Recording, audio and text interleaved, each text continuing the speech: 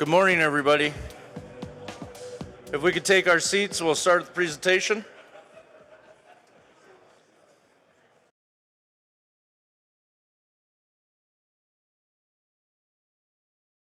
My name is Tony Auckland. I'm the vice chair of the CybercON conference. I really appreciate all of you attending and supporting it, as well as our sponsors. I'm going to introduce our speaker for the 9:45 session. His name is Corey Hovack. He is the cybersecurity rep for the New York State Intelligence Center, which is a fusion center.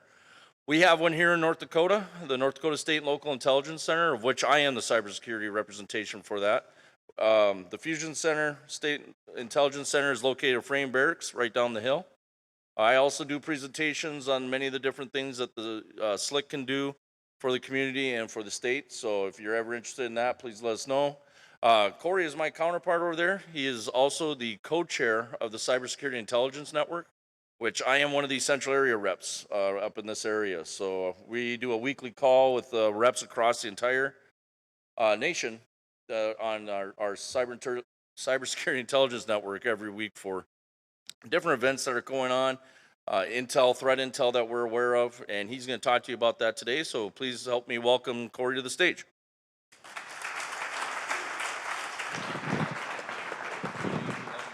Yeah, thanks, Tony. All right, like Tony said, my name is Corey Hovack. I'm the senior cybersecurity analyst for the New York State Police at the New York State Intelligence Center, which we call the NYSIC, like Tony calls it the SLIC here. Before I get into this, I want to talk briefly about fusion centers. I'm sure some people, does anybody here know what a fusion center is? Okay, so not even a third of the room. Okay, so I want to go through that real quick, what a fusion center is. I think that'll help give some context to what we're going to talk about here. Fusion centers were stood up after 9/11. That's really what you need to know. The 9/11, the commission report came out, and the fault after 9/11 was communication. Communication between federal, state, local, tribal, territorial wasn't good enough. There were pieces of disparate information that were available to one agency that weren't to another. So fusion centers, we were one of the first ones to be stood up. The original mission was counterterrorism driven. We still, in New York, we still answer a bunch of tip lines, 866, SAFE NYS, see something, say something, that rings in our counterterrorism center. So it's an all crimes approach. So at the Fusion Center, we don't take cases. I may work for the New York State Police, but I assist with cases. I don't own any cases, but we'll assist a local police department with a homicide. We'll send people out to work that homicide with them on our mobile intelligence team. We take tips in, and what we do is, if we get a tip that has valuable information, we'll forward it to the Joint Terrorism Task Force, to the FBI. And then on the criminal side, we'll take narcotics tips, and we'll send that to a local PD or a sheriff's office. So the idea of a fusion center to promote communication is we're all housed together. So in our fusion center, I know North Dakota is a little bit smaller. I think Tony said there's about 15 people there. In New York, we have upwards of 100 on any given day. It's run by the state police, but as you'll see in this presentation, every state is different, every fusion center is different, every goal is different. In our fusion center, we have Department of Homeland Security, we have FBI, we have Social Security agents who are investigators, we have Border Patrol, we have Immigrations and Customs Enforcement, we have local PDs, we have Sheriff's Office, we have parole, we have probation, so if I need something, it's very easy for me to get up and walk over to Brad with Border Patrol and ask him to pull it up, and he has direct access to his information. So now that promotes that communication and hopefully can thwart another threat. That's the goal. So trying to say as fast as I can, that is a fusion center. There are 79 in the country right now. DHS has deemed us the fusion center for New York. There is one fusion center in each state that is a fusion center. There are a bunch other that are regional intel centers. They're more Part 1 crime driven, so you're looking at rape, homicide, those kind of, and they're focused on deployment of law enforcement officers. So we're more interested in intel, gathering intel, and then using that intel to inform our audience. And this is part of our audience. So the NFCA that you see up there on the bottom, NFCA SIN, National Fusion Center Association, that's just the overreaching group for fusion centers. It'll be referenced a couple times. And Cyber Intelligence Network is the SIN part. That is what I'm a co-chair for in the country, and Tony is one of the regional coordinators in the central part. He'll be happy to see his name is in this PowerPoint. So we'll go on real quick. So a little history. In 2012, they started to formalize sharing within these fusion centers. Cyber wasn't really a goal yet. That's something that's become more in the last maybe 3-4 years. I'm starting to see a shift from counterterrorism to quote-unquote cyber. I mean, it's a very broad term. I think we could all define it differently here. I think if we all wrote it down, you'd see just as many definitions as you would people in the room. So we started a cyber pilot project in 2012, ran it for 2 years, see how it worked in a fusion center environment. And then within the NFCA, the National Fusion Center Association, there's a website that is run by Department of Homeland Security called HISN, the Homeland Security Intelligence Network. Every group, I guess, critical infrastructure, they have a COI on there, a community of interest. And that is run by people who are just like the SIN, where I'm the co-chair and Tony's a member. We grant access to that group. We have email listservs for that group. And it's a way to promote communication within all of these fusion centers. Because, like I said, communication was the issue in the 9/11 report. It's great that New York State has all their people in one room and we're with the federal agencies, but how does New York State communicate with the PASIC in Pennsylvania? How do we communicate with them? So these groups promote communication within these different environments, whether it's cyber, whether it's critical infrastructure. I know some people here, obviously this is cyber and critical infrastructure group, so the Cyber Threat Intelligence Subcommittee was created, and that is what runs the SIN group, the Cyber Intelligence Network. That's what we're here to talk about today. It's now called the Cyber Intelligence Operations Group. Us in government, we love acronyms.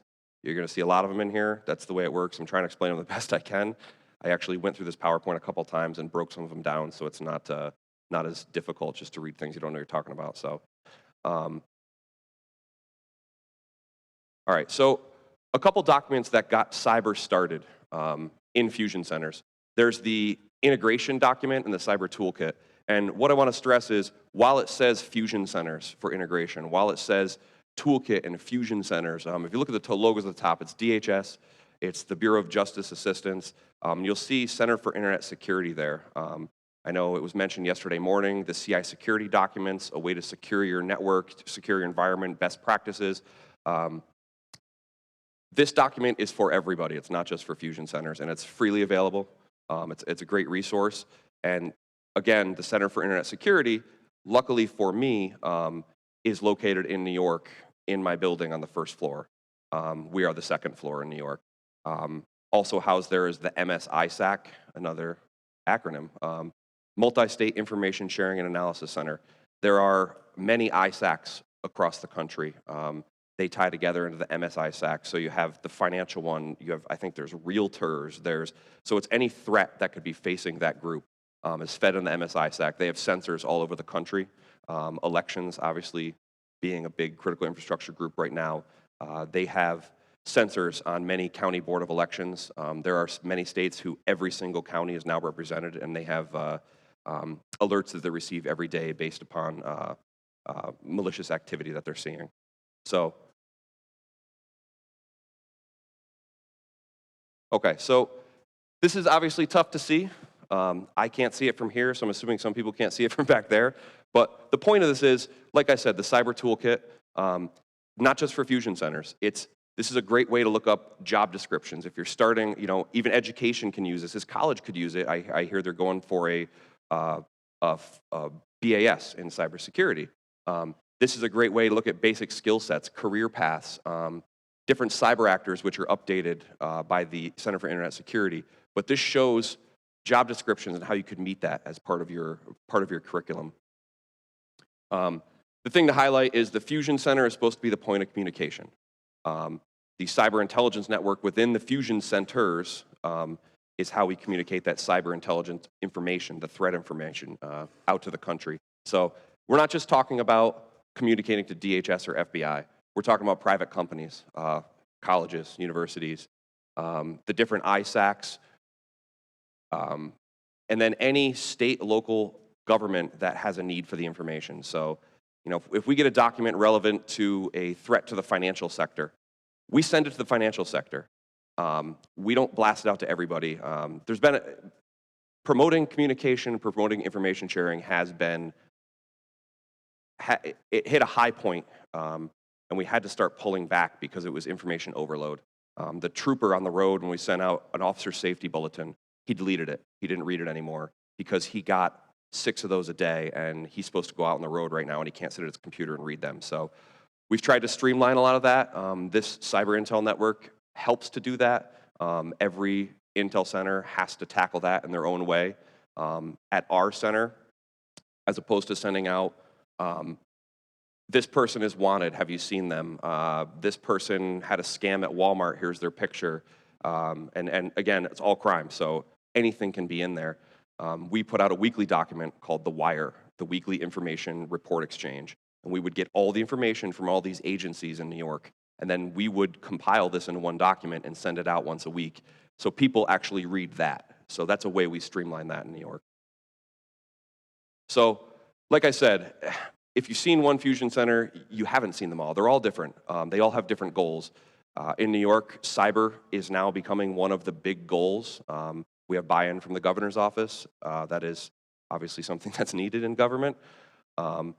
Everybody has a different audience. I know up here you might have a stronger energy-based audience. In New York, New York City, financial obviously is a large audience for us. So depending on where you are, it guides your mission.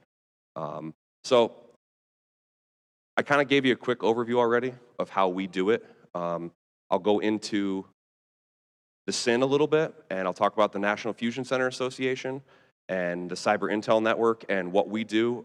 Like Tony said, we do meet. We have a phone call, a standing phone call once a week, 2 p.m. Eastern. I actually missed it yesterday because we were here. But myself and there's another co-chair, Lance Larson. He is at the OCIAC, which is the Orange County Information Analysis Center in California.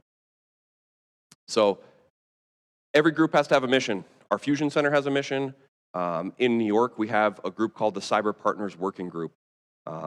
Again, you kind of get in the weeds here. So there are so many different groups, so many different acronyms. But in order to make sure you hit everybody and touch base, the Cyber Partners Working Group was created in New York. And we have our state ITS, New York State Police Computer Crimes, the Intel Center, Department of Homeland Security attends, the New York State Department of Homeland Security and Emergency Services. They both have a CERT capability, so they're both there. We all communicate different threats, and we physically meet with call-in components because there are some. I'm in Albany. There are some who come as far away as like Syracuse. So people who are further than that, if you know the geography, it's hour and a half, 2 hour drive. They're not going to make the drive for a 50-minute or an hour-long meeting. But everybody has to have a mission. I'm sure we've seen some variation of this mission: the connect, collaborate, coordinate, share information. That's the goal. The second goal is rapidly, and the reason I want to stress that is the Cyber Intelligence Network, we don't necessarily write a product and vet information. As we all know in the cyber realm, information, the speed with which you can get it out is more important than the finished product and the proper grammar. That's been a tough part for fusion centers to learn because they want everything to look pristine and perfect. But in the cyber realm, and I'll go through some of the rooms we stand up for the Cyber Intelligence Network, and Tony could speak to it too. You see a threat, you report it. You don't go through a vetting process. You don't, because the threat, it could be imminent, and whether it's a public safety threat, a threat to a law enforcement officer, or a threat to a network, or an active protest where there could be violence that we see on social media. And you'll see here, there are a lot of events we monitor, and we have some success stories where we vetted information. The tips have become real. One of the keys is leveraging skills and resources. Again, that goes into the same thing. Every fusion center is different. Where one state may not have a mapping person, We have multiple people who are skilled with Esri, ArcGIS, people who are skilled to look at cell phone records. And what we'll do is we get a request from a DA, and I used to be the mapping guy, so I like to talk about it. It's kind of fun. I've testified in multiple homicide trials. Whenever the map comes out, the CSI effect really is a thing. The jury loves it. They love seeing technology. They want to see DNA. They want to see blood. They want to see a visual. These maps help. So this case has already been adjudicated. So there was an individual in Albany, New York, and he said he wasn't there to a home invasion. We dumped his cell phone records, and easily enough, I mapped all the towers he hit at 3 a.m. going from Albany down to the home invasion site. And weirdly enough, within 10 minutes, he was pinging off a tower in that area. And then he took the back roads home. So as soon as we presented that, he said, "Oh yeah, I lost my cell phone. Somebody stole it." So it shows his credibility, and that helped us, and that was an easy guilty verdict.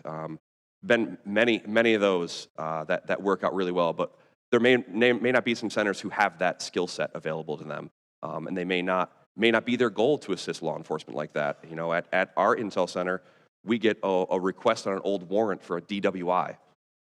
You know, I don't think a lot of centers deal with those requests for information, but we'll flesh that out as far as we can to the point where we're calling the Department of Labor in Maine, and we find this guy works at a restaurant. We call the restaurant.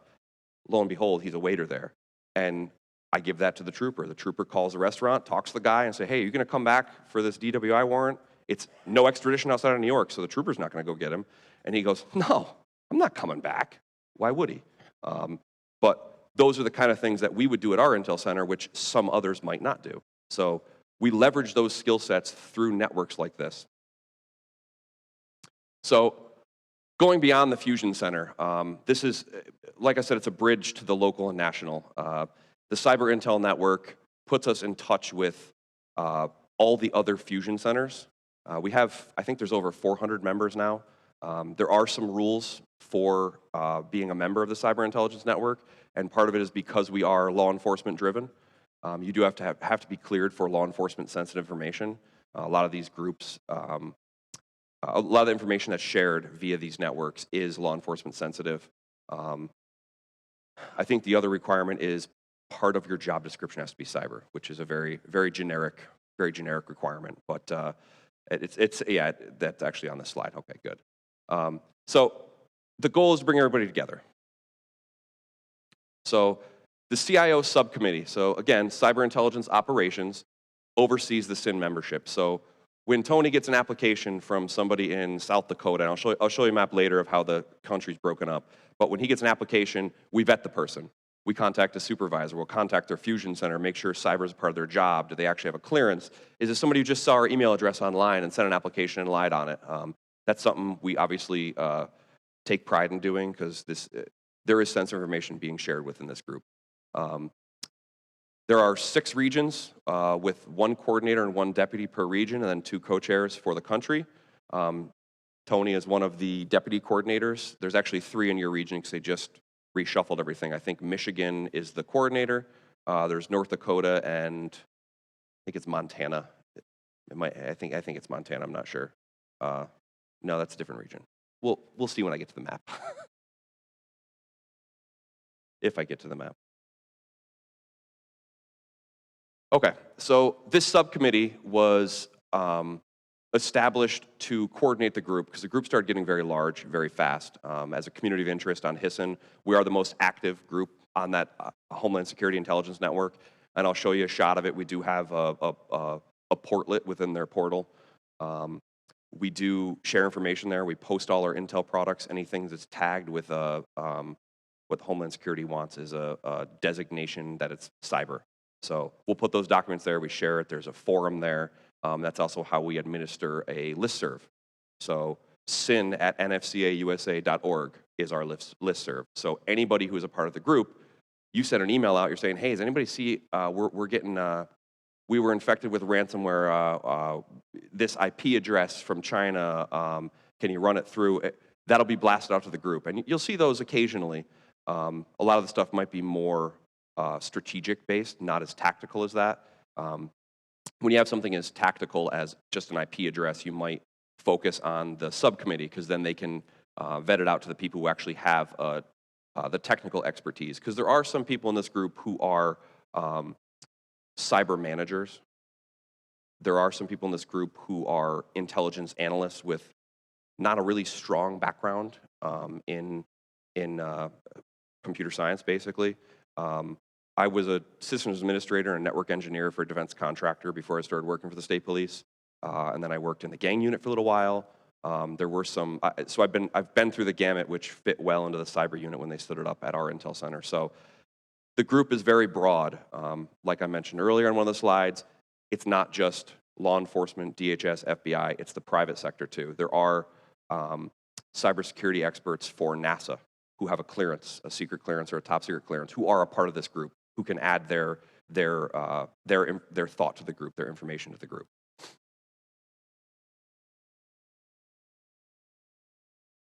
Okay, so this is the map I was talking about. This is how the country's broken up currently. You guys are in the central region. Like I said, Michigan, it's Milwaukee PD. That's what it was. Okay. Last presentation I actually did with Milwaukee PD, so I don't know why I forgot that. But you see at the top there are two co-chairs, myself and Lance. But this is how it's broken up, and these do change. But this is a great way for us to run the country. Now, when you need something from Louisiana, we know to go direct to Devin King. I get a report from our state ITS, and we have a business email compromise that is impacting New York State end users. So if it's whatever parish in Louisiana, and I see that the agency is there, whether it's private or public agency, but it appears to be a real business email compromise and we're getting spam from it, we will contact Devin King in Louisiana. And this network makes it very easy, so I don't have to cold call a private company and ask them, hey, do you have somebody who works in IT? Can I talk to someone? Because you're sending us emails. I send it to Devin, and he has the network within his state that he can reach out to. And it makes the communication flow a lot easier for all of us. So, like I said, it's on HISN. We have a room called SynAware. HISN has two functionalities. They have portals and portlets for these communities of interest, and then they have HISN chat rooms. They're run by DHS. It's an Adobe product. So these chat rooms, we stand them up for critical incidents. Elections, obviously, primary elections, it was stood up. State of the state. When the Super Bowl was in New York, we stood it up. There's a lot of different reasons we would stand up the room, and that's when you would share that information. This would be a short-term thing where we'd stand it up for, a day or two before and a day after to do a hot wash, that kind of thing. That room is now going to be 24/7. It's going to be run out of the NKIC, which I don't know if I know what that acronym means. National Cyber something, run by DHS. It's out of Virginia. It's close to DC. They are one of the facilitators for all fusion centers.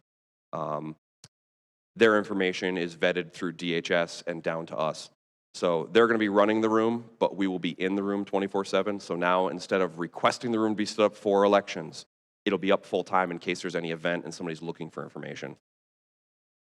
And that email right there, if anybody does meet those previous requirements and is interested, feel free to send that an email, and I think that's at the end of the presentation too. So here's a quick look at what the portal looks like, and there's different, as you can see, there's different tools on there. The cybersecurity toolkit is there. I think underneath here, if you scroll down, we do have live feeds to, CREBS, US CERT, ICS CERT, all those, critical infrastructure is obviously a big part of what we do now. Yep, and if you break it down, that's just, there's different document libraries. It shows some of the information that can be had just by visiting the portal and not even utilizing a listserv or making a phone call. There's a broader shot, so it shows you the breakdown of different tools, the document libraries, contact information, IP block lists, they're all updated, how to access our listserv, how to update it, how to nominate people to be on the listserv, they have to be approved by a committee member, all those items. This is an example of the CybercON Connect room. So this is that hiss and chat room, the Adobe product I talked about. So this would be stood up. Sorry, I had to black out the middle. There was law enforcement sensitive information there. Shouldn't have been there. This was relative to, I believe it was the World Series. Yes, Kansas City. It was the World Series when Kansas City played, I think, San Francisco. This was stood up. And there was valuable threat information shared over this. And when I say threat information, we're not necessarily looking at threat to the physical public. So we're not necessarily looking at, is there going to be violence at a protest? Now, if we see that, we'll obviously report it because we want to do our due diligence. We want to make sure that that information becomes available to law enforcement so they're then safe themselves. But it's from the cyber perspective. Is there a campaign, a hashtag campaign? Is there an operation going around Twitter saying this group has been DDoSed or is going to be? We see a lot of DDoS for ransom now. Most of it turns out to be fake, luckily, but there are some that have come true. There's a group in the UK who actually just was they were utilizing a VPN to DDoS people, and the VPN didn't log their information. So the VPN pulled the information out of their logs, reported to law enforcement, and they arrested this group. This is the same group that's been threatening education all across the United States. DDoS for ransom, and a lot of times the ransom even turned into there's a pipe bomb in your school. We see those kind of things, we report them, obviously. The different channels we have, obviously OSINT, so we have the open source. We monitor Twitter, we scrape Pastebin, Ghostbin, all these different sites. Facebook, what we can get access to. We do have tools that they have membership on dark web forums. One of the tools I use, they have 300 plus active memberships on dark web forums that pertain to cyber. So we can search those tools by keyword. We can even send them a request for their one person who works that forum to try and attain more information based upon that, and they catalog that for us. So these are all the sources we would utilize and share within this group. And I'll show you shortly. There have been some success stories. Some were physical, some were cyber, but we would obviously report them all in the same fashion. So some of those quick successes. So this was the original rollout of CybercON, the World Series. I think this was the Kansas City one. This rollout was better for us on a functional level. So multiple agencies, we figured out our standard operating procedures, different protocols. We validated the tool we were using, which was Adobe Connect. And we validated the fact that this was needed when there was valuable threat information. But going on, obviously everybody remembers Ferguson. We identified 55 different threats, a little more than 55 different threats to law enforcement specifically. And when I say law enforcement, I'm not saying the physical threat to somebody like I'm gonna go kill 5-0. I'm talking we're doxing them. And if anybody doesn't know, that's document compiling. They're open source intelligence, they're gathering it, and then they're posting all this information. So people who are anti-cop can now just go to this list and say, oh, that's where he lives.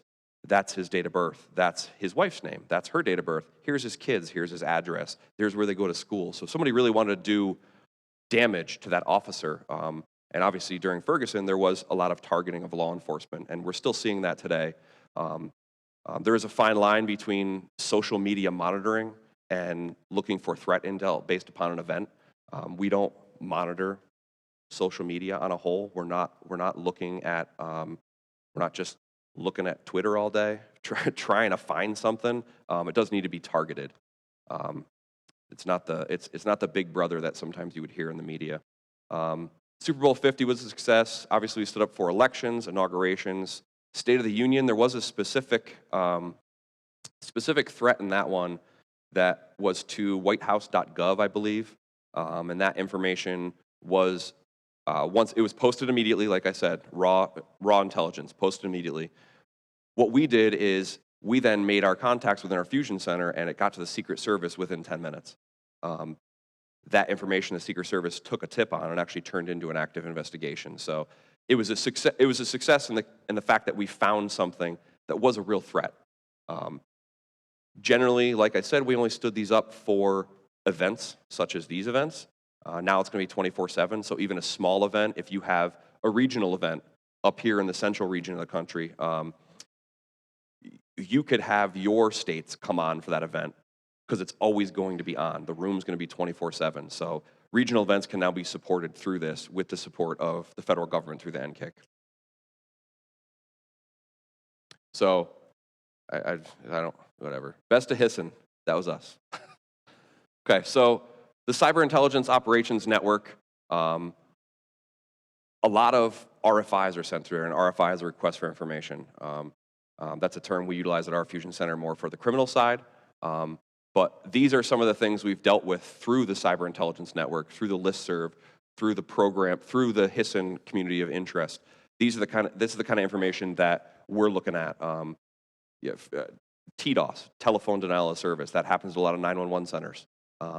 And generally, it doesn't take a lot to do it. There was an individual who posted a link on Twitter, and that individual, that link actually was utilized your cell phone. You clicked on it. It was malicious.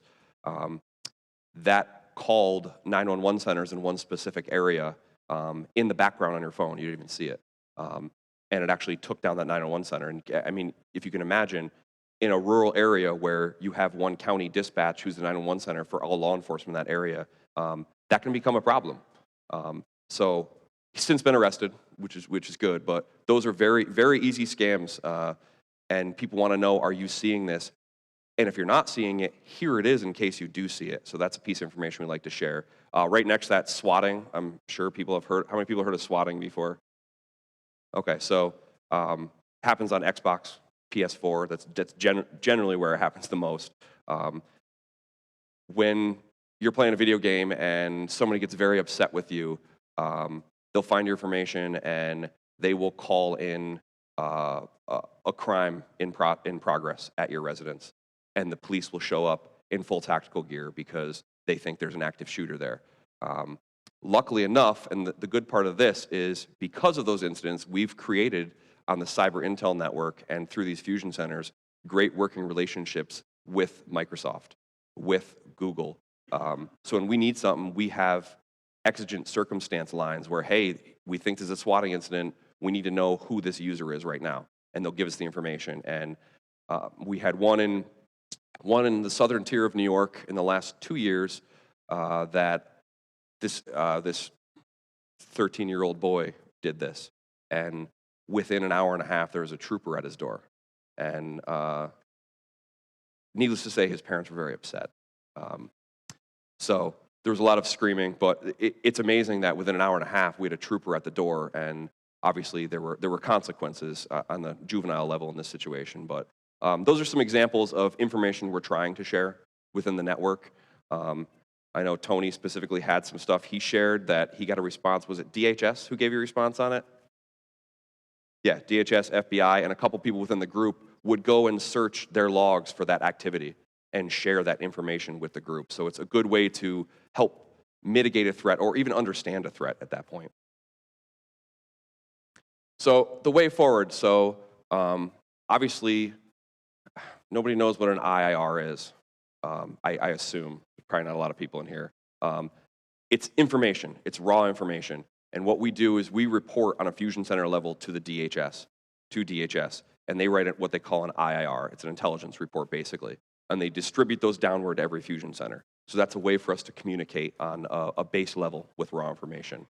We're seeing a lot of them related to elections right now, obviously.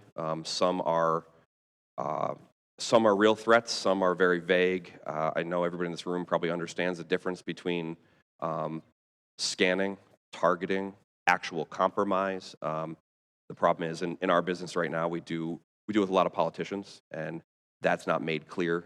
If you see a scan, oh no, that IP address from China is scanning us. We have to then put out the fire, so it has to be dealt with very, very carefully. Looking to do some training exercises, and obviously with Cineware going 24/7, we're going to support major incidents as much as we can. But anybody who is within the CIN group is able to join that Cineware room. It's not just the subcommittee. The subcommittee will be the hosts of the room, allowing people in, and we do have a vetting process. We're looking at the list. There are some incidents where if it's critical infrastructure related, there are people who would be allowed into the Cineware room for that specific event, and we would have a list of those individuals. So we take the security and sanctity of the group very seriously, because you have, when we first stood up our Cyber Partners Working Group in New York, if you allow one person in who doesn't understand the rules about sharing information, it ruins the whole group, and then nobody shares anymore. So you have to take that very seriously. There's the email address again. If anybody does meet those requirements, or you have a question whether or not you do, feel free to send an email to that, or I even have my contact information. Just email me direct or give me a call, and I can walk you through it, or Tony in your area can walk you through it too. So does anybody have any questions at all?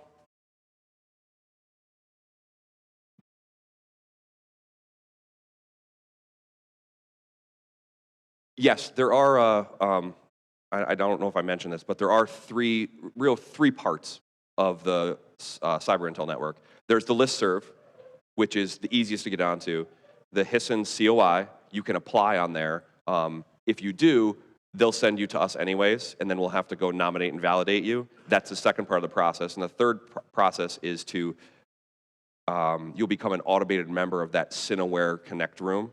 So when there is an incident, you log in with your HISN credentials, and you're automatically in. You don't even have to wait for us to allow you. You just go in because you're a already known member.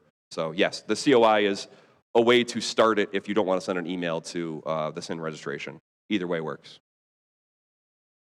Anybody else?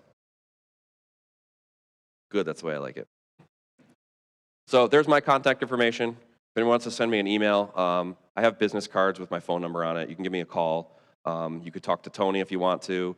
There's, depending on where you're from, there's multiple people you can reach out to. But the best is that SIN registration group. You can ask any question. If you think you're eligible for it, somebody will email you back. It might not be Tony, it might not be me. It could be an analyst from California, because we all of us on that subcommittee get that SIN registration email. So, and that is all I have. Thank you very much.